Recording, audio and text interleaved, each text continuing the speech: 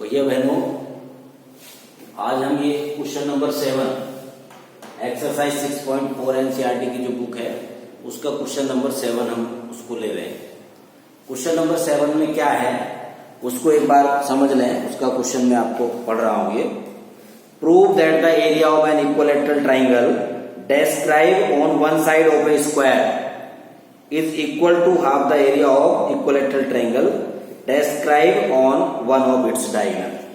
यानी क्या कहना चाहता है कि ये आपके पास स्क्वायर है ABCD और इसकी एक साइड पर, किसी भी साइड पर, जैसे हमने DA पर ये बना दिया है ट्राइंगल, तो ये क्या है EDA, ये इक्विलैटरल ट्राइंगल है और ये इसका डायगोनल है AC। तो इस डायगोनल पर भी ये ट्राइंगल बना है, तो ये भी इसका इक्विलैटरल ट्राइंगल है। इक्विलैटरल ट्राइंगल में उसकी तीनों साइड जो है ये इक्वल होती हैं और इसकी ये तीनों साइड ये इक्वल है, इक्विलैटरल ट्राइंगल। अब जब भी, क्योंकि हमें प्रूव करना है उसमें और इसका जो रिलेशन है, तो देखिएगा क्वेश्चन आप बुक में देख लेंगे, बुक आपके पास है। उसके बाद सबसे पहले लिखा जाता है गिवन, तो आप इसमें लिखेंगे given.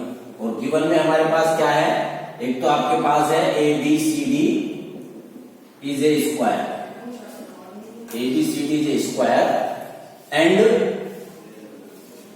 triangle EDA and triangle FCA are equilateral। ये आपके पास टू ट्राइंगल्स हैं जो इक्विलैटरल ट्राइंगल है, यानी ये ट्राइंगल भी इक्विलैटरल है और ये ट्राइंगल भी इक्विलैटरल है, तो इसका ये रिलेशन इसमें आएगा।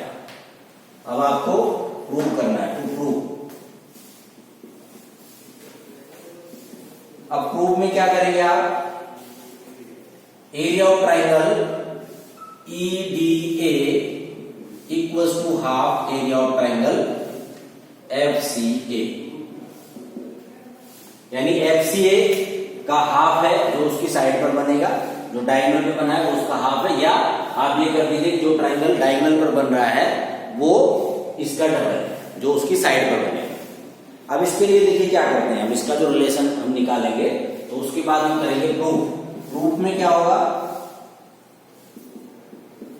प्रूफ में हम सबसे पहले तो ये लेट कर लें, क्योंकि स्क्वायर है तो हम ये इसको लेट कर लेंगे। Let the side of square, side of square equals to x unit. अब देखिए इसकी ये साइड है तो ये ऑल साइड इसकी x यूनिट होगी, क्योंकि स्क्वायर की 4 साइड्स इक्वल होती हैं, तो ये x यूनिट है, ये भी x यूनिट है, ये भी x यूनिट और ये भी x यूनिट। अब उससे इसका तो इक्विलैटरल एरिया है ट्राइंगल का, वो निकल जाएगा। तो इसके लिए दो रिलेशन वो आते हैं, वो हम देखेंगे। तो सबसे पहले हम क्या करें, पहले AC को फाइंड करेंगे। AC फाइंड करेंगे तो हम क्या करें, इसमें इन ट्राइंगल ABC, और ABC में आपके पास क्या हो गया, AC square equals to AB square plus BC square. तो ये AC इक्वल्स टू हो जाएगा रूट, और यहां पर ये x square plus x square, तो ये 2x स्क्वायर हो गया और x बाहर आ जाएगा, तो ये क्या हो गया x रूट 2 यूनिट। ये इसका ये साइड आपके पास है जो इसका डायगोनल है, ये आ गया x रूट 2 यूनिट।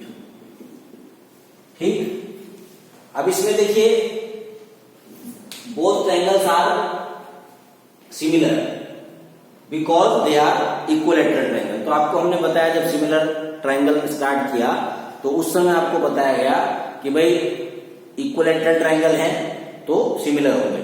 क्यों, क्योंकि उसका ईच एंगल 60 डिग्री है और ए सिमिलरिटी से ये आ जाएगा। तो आप यही लिखते हैं कि ट्राइंगल ये EDA and triangle FCA are equilateral, so triangle EDA similar हो गया triangle FCA by AA similarity. वो यहां पर लिखे नहीं भी लिखे तो कोई दिक्कत नहीं है। इक्विलैटरल ट्राइंगल है तो हमें मालूम है कि टू ट्राइंगल्स आर इक्विलैटरल, तो दे आर सिमिलर। तो यहां पर ये सिमिलर ट्राइंगल हो गए। अब जब सिमिलर ट्राइंगल हो जाते हैं तो उनकी जो कोरस्पोंडिंग साइड्स हैं वो प्रोपोर्शनल हो जाती है, एरिया थ्योरम का यहाँ पर रिलेशन लगा देंगे।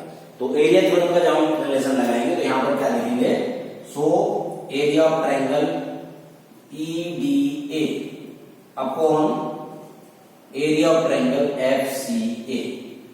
अब देखिए EDA की जो ये साइड है DA, ये कितनी है, XU, और इसकी साइड क्या है, CA।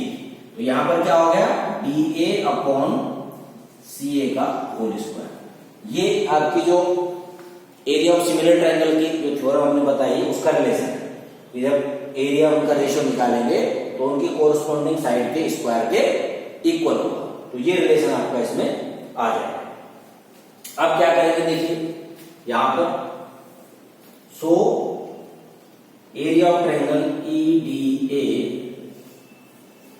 Upon area of triangle FCA।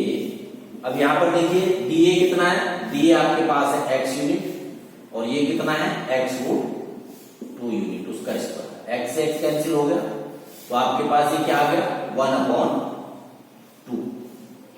Area of triangle EDA upon area of triangle FCA, ये आ जाएगा।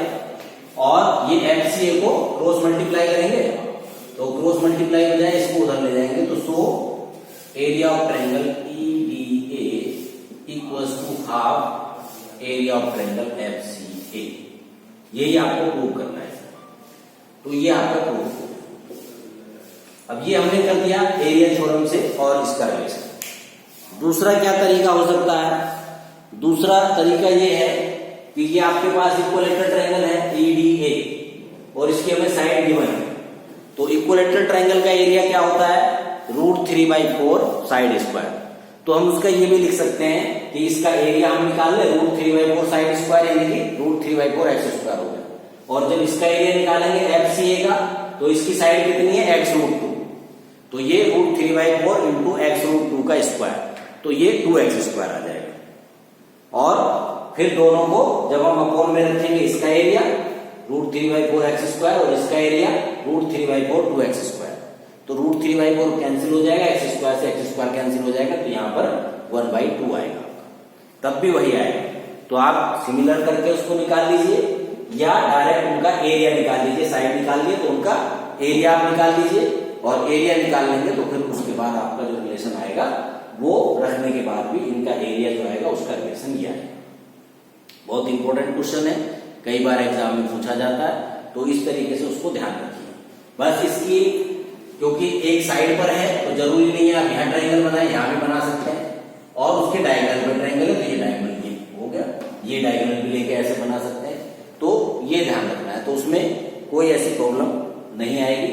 तो ये आप इसको ध्यान में रखिए और इस तरीके से इसको सॉल्व करिए। दोनों तरीके मैंने बताए, एरिया निकाल के उसको कर सकते हैं, तो एरिया निकाल लीजिए पहले और फिर दोनों का एरिया यहाँ पर रख दीजिए, या फिर एरिया ऑफ सिमिलर ट्रायंगल की थ्योरम का रिलेशन लगा के और उससे कर सकते हैं। इससे ज्यादा आसान है, उसमें थोड़ा सा आपको कैलकुलेशन करनी पड़ेगी। तो बस ये मैं समझता हूँ आपको समझ में आ गया होगा ठीक से, तो इस तरीके से इसको करिए। धन्यवाद।